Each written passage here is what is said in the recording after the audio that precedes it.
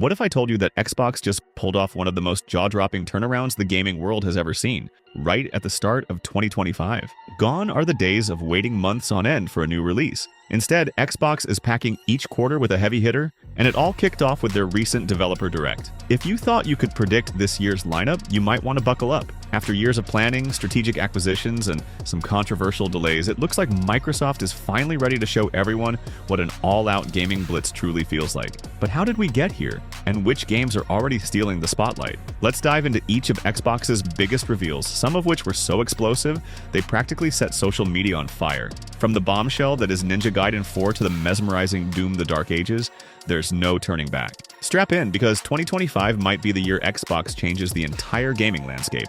And we're just getting started. The Developer Direct started off with a punch, literally. Instead of saving the best for last, Xbox opened the show by unveiling Ninja Gaiden 4. This was the first time we've seen the name Ninja Gaiden resurface in years, and for many fans it was the holy grail of announcements. After persistent rumors and half-baked leaks, seeing the official confirmation made everyone's jaw drop. What's more surprising is that Team Ninja is partnering with Platinum Games on this title. Talk about a pairing nobody saw coming. Platinum has produced absolute gems like Nier, Automata, and Bayonetta, but they've also had misfires that left fans wondering if the studio was losing its edge. That track record adds a layer of suspense. Will Ninja Gaiden 4 be another high-octane masterpiece, or are we in for a rude awakening? From the gameplay shown, the combat is as fast and flashy as you'd expect. Limbs flying, heads rolling, parries dished out with split-second timing. It's the classic, intense action that made Ryu Hayabusa a household name. But fans couldn't help but notice a second protagonist stepping into the spotlight. Are we about to experience dual storylines? Possibly switching perspectives between levels?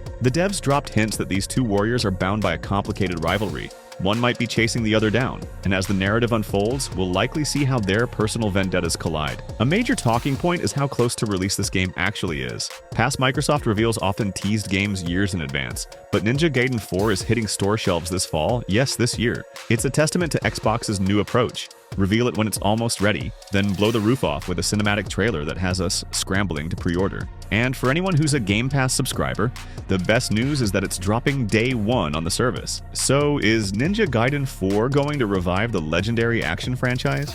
Judging by the brutal gameplay, the emphasis on parrying, and the tantalizing storyline glimpses, the answer seems to be a resounding yes. But before we could even catch our breath, Xbox revealed a jaw-dropping encore. But trust me, the host teased, this isn't the only Ninja surprise. Right after announcing Ninja Gaiden 4, Microsoft pulled another ace out of its sleeve.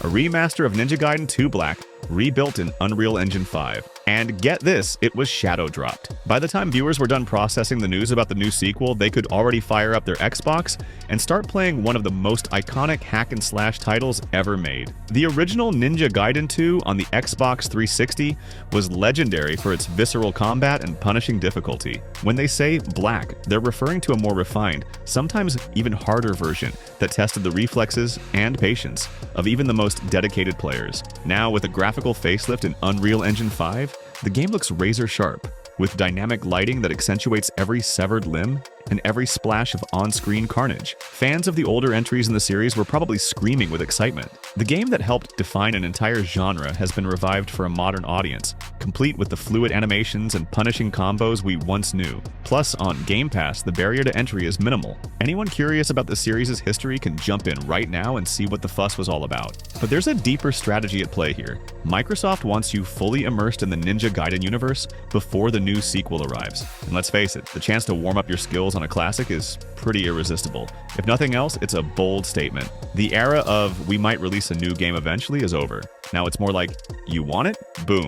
Download it tonight. And yet the show had only just begun to heat up. Next, the Developer Direct took a dramatic tonal shift with South of Midnight, an eerie, southern gothic journey that sets itself apart from the frantic action of Ninja Gaiden. Developed by Compulsion Games, the studio behind We Happy Few, this project has been teased on social media for months. Fans got to see sporadic combat clips, but now, at last, we got a meatier look. The visual style is truly something else. It's almost stop-motion in appearance, blending hyper-detailed character models with a weirdly hypnotic sense of movement. The setting is draped in bayou fog, lit by neon signs buzzing in the distance, a stark contrast to the bright, glossy worlds we usually see in big-budget games. And woven into this unsettling atmosphere is a promise of folklore. We're talking supernatural creatures, old curses in the shadowy corners of southeastern myths. So what exactly do you do in South of Midnight? From the gameplay segment shown, exploration seems central. There's a huge emphasis on Metroidvania-like progression. You'll unlock abilities that let you backtrack and delve deeper into hidden areas. Combat is slower,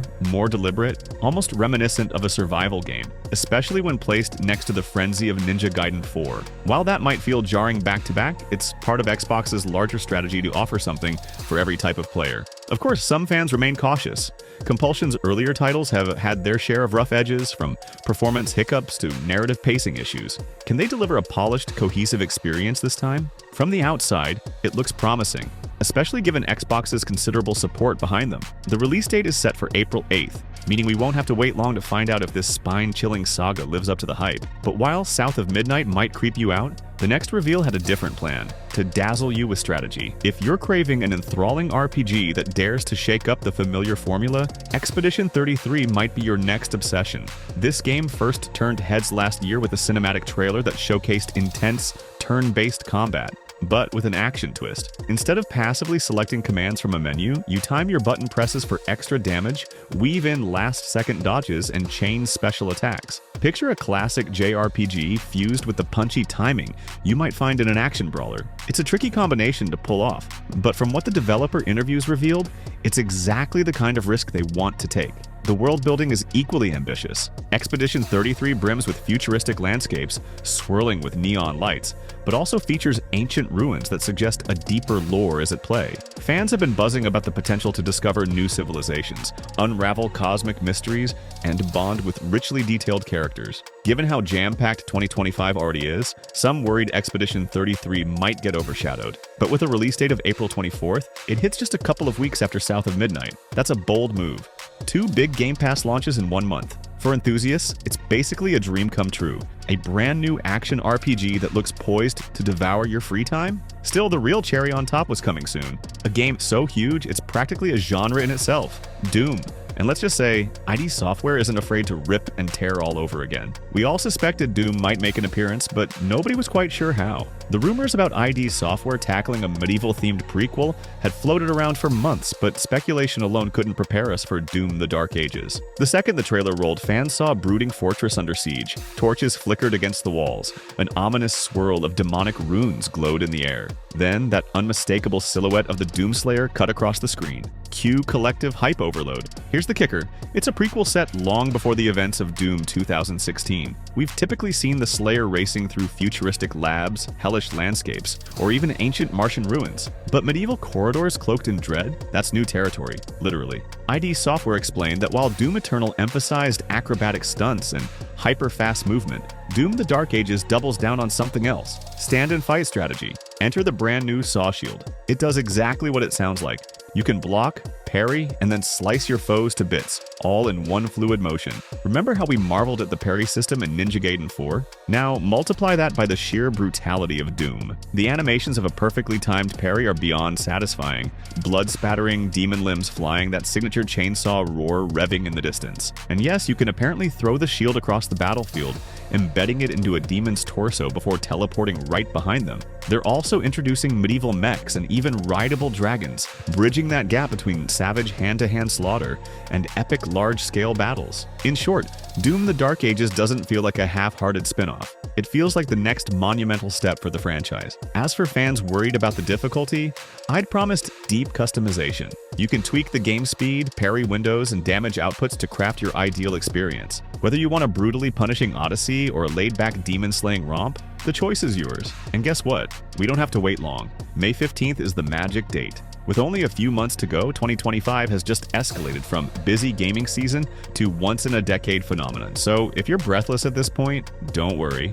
We've still got a moment to piece it all together, especially since 2025 isn't just about these 4 or 5 big titles. Here's the broader strategy. 2025 is the year of continuous, stacked releases on Game Pass. Microsoft has thrown down the gauntlet, promising at least one significant release per quarter. And based on the updated calendar, they're making good on that vow. Within just a few short months, we're getting Eternal Strands and Sniper Elite, Resistance later this January, Avowed by Obsidian in mid-February, Atom Fall at the end of March, South of Midnight, April 8th, and Expedition 33, April the 24th. Doom the Dark Ages in mid-May. Then they're expected to drop bombs like Fable and The Outer Worlds 2 by year's end, with a side dish of the newly announced Ninja Gaiden 4. Oh, and don't forget a possible new Call of Duty, plus unconfirmed rumors swirling around an Everwild re-reveal. This kind of release schedule is essentially Microsoft's pitch for the ultimate subscription service. Game Pass can become your go-to for constant new content. There's also the quiet but significant factor of Xbox Play Anywhere,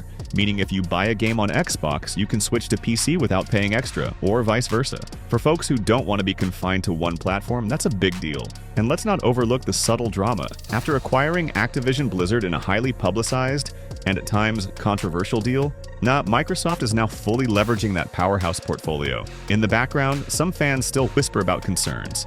Will all these rapid-fire releases compromise quality? Are we headed for more delays or potential last-minute heartbreak? Microsoft has stressed that they've learned from the misfires of earlier years. They're investing in rigorous QA, better developer support, and a new approach of not announcing a game too early. By focusing on near-finished projects, they aim to avoid the hype-fueled letdowns that once plagued them. But that's not to say everything is set in stone.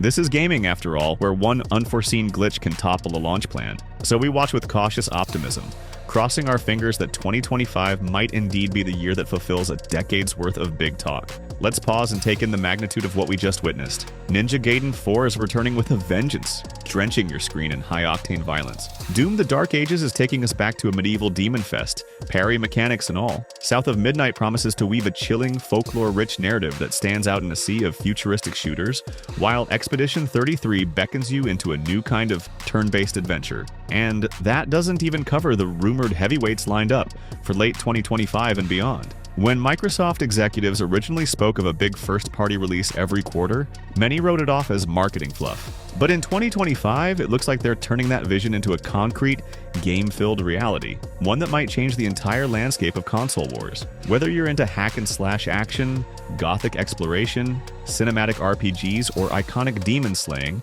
there's a place for you in the Xbox ecosystem this year. So here's the real question. Will this onslaught of titles raise the bar for next-gen gaming, or could it backfire under its own weight? Only time will tell. But one thing is clear, Xbox isn't playing around in 2025. They want your attention, your subscription, and your excitement. And from what we've seen, they might just have earned it. Let me know which reveal had you on the edge of your seat, and if there's one you're planning to download the second it hits Game Pass. With so many fresh releases on the horizon, it's anyone's guess which one will blow our minds the most. But one thing's for sure, 2025 has kicked off with a bang. Hey, and if this momentum keeps up, we're in for one of the most memorable years in gaming history. Thanks for tuning in, and until next time, keep your eyes peeled, because something tells me the surprises are only just beginning.